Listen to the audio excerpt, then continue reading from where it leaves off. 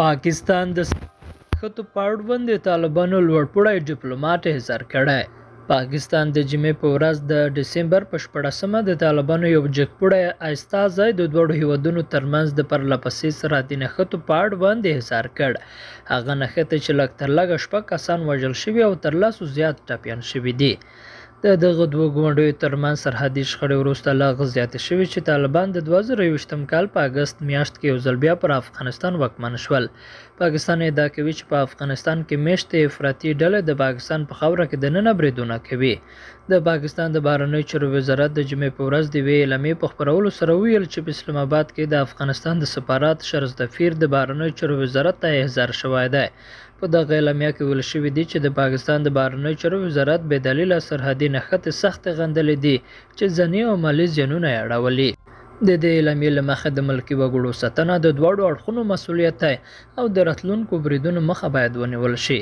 د دې اعلامیې په دوام کې راغلي چې پاکستان لا هم له افغانستان سره د ورورګلوۍ اړیکو ساتلو ته ژمن دی. د دې هدف لپاره د پاکستان او افغانستان په پوله کې سوله اړینه ده. یوه ورځ وړاندې د طالبانو دفاع وزارت ویان د سرحدي نښتو په تړاو ویلي و له بده مرغه نن یو ځل بیا پاکستاني پوځیانو په سپین بولدک کې توغندي وتوغول او د جګړې د رامنځته کېدو لامل شول. اسلامي امارات هڅه کوي چې د ستونزې د حل لپاره معقوله لار ومومي. منفي کړنې او د جګړې لپاره بهانې جوړول د هیڅ لوري په ګټه نه دي. د امریکا غږ ډیوا راډیو د خبر له مخې د دواړو خواوو پر یو بل سپکې او درنې وسلې کارولې چې د عیني شهیدانو په وینا د پولې دواړو غړو ته یې درنه مرګ ژوبله اړولې ده.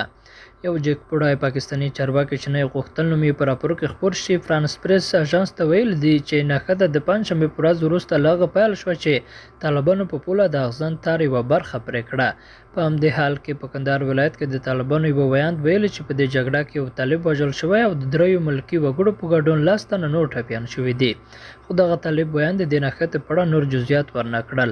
د افغانستان او پاکستان ترمنځ پولې ته څیرمه لوړپوړو چارواکو چې نه یې غوښتل نوم یې په راپور کې خپور شي ویلي چې په دې نښتو کې یو تن وژل شوی او 14 نور ټپیان شوي دي.